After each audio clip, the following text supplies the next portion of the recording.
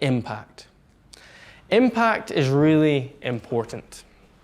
It's can kind of be measured by whether an audience take action from what you say or not.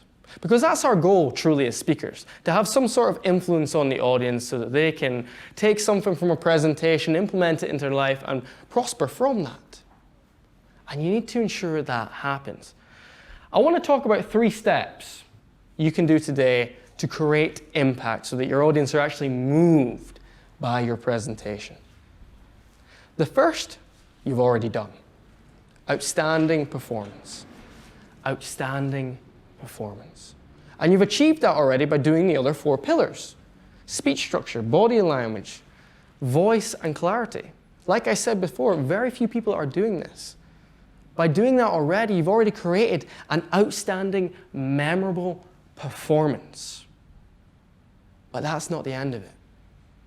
At the end, the summit of your speech is where the magic really happens. You see, with most speeches, what happens at the end, and like I said before with Winston Churchill's, is it kind of peters out. The speaker will go for a process of telling the audience what they've already heard, and they kind of wind down. I really want you to go the other way. I want you to lift the energy in the room when you come to the end. Really get into your key points, how you want to benefit the audience, how you want to impact them, what you want to do, how you want them to act after your presentation. Lift the energy up until you reach a summit.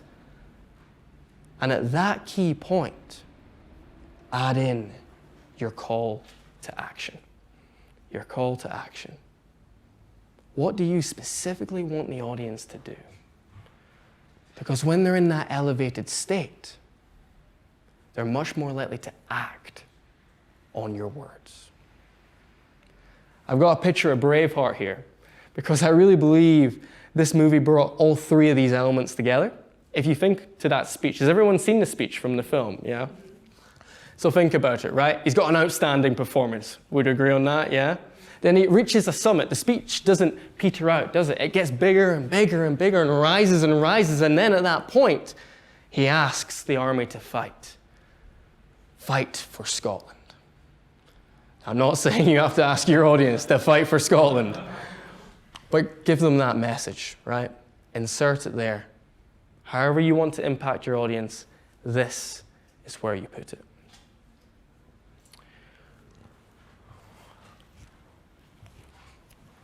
We've covered quite a lot today. We've covered the 5 pillars, speech structure. We talked about the movie.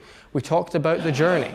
The body language. We identified what non-confident and confident body language was. Voice. We spoke about tonality, tempo, volume.